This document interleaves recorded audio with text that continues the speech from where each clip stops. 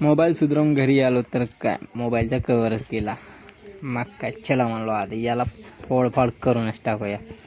फोडफाड करून झाल्यावर आई तिकडं बनवत होती शेवया वडे चकल्या वगैरे. तर चला म्हणलो आता बनवू लागूया. मग काय मस्तपैकी शेव वगैरे बनवायला धरलो.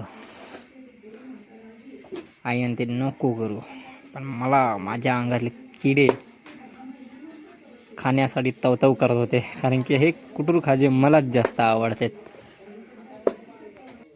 मग जेवण वगैरे करून बाहेर गेलो. गलीकडे गेलो तर पाहतो तर काय गावामध्ये नवीनच कार्यक्रम चालू होता. रंगपंचमीच्या दिवशी मग दवाखान्यात गेलो मी, कारण की माझ्या मानाच्या शिरा लागल्या होत्या.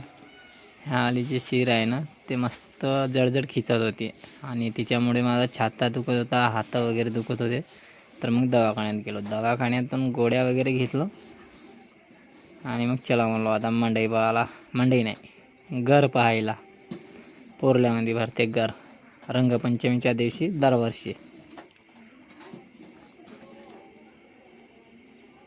सडकावरच आहे मस्तपैकी दरवर्षी जास्त म्हणा. होळी आणि रंगपंचमीच्या निमित्तानं राहते वाटते काहीतरी, ते देवादेवीचे कार्यक्रम इथं राहतात वाटते. इकडे तिकडे पाहिल्यावर मला वाटला कोणी व्हिडिओ वगैरे बनवत नाही साहेब, तर बनवा की नाही असं वाटलं. तर चला म्हणलं थोडाफार तर काही नाव याला दुरूनच मग व्हिडिओ बनवला थोडासा.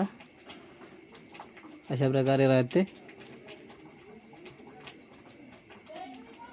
आणि मग चला म्हणलो आता कुठेतरी तिकडे जावं. झुले वगैरे दिसत होते तर मग तिकडे गेलो. लहान मुलाच्या झुले पाळणे जम्पिंगवाले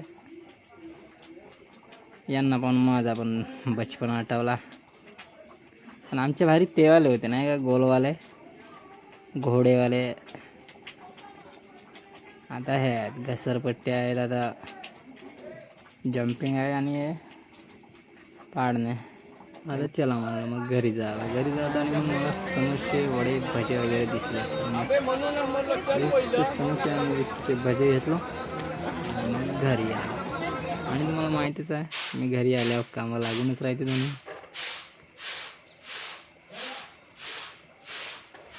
घराचं काम चालू आहे आता.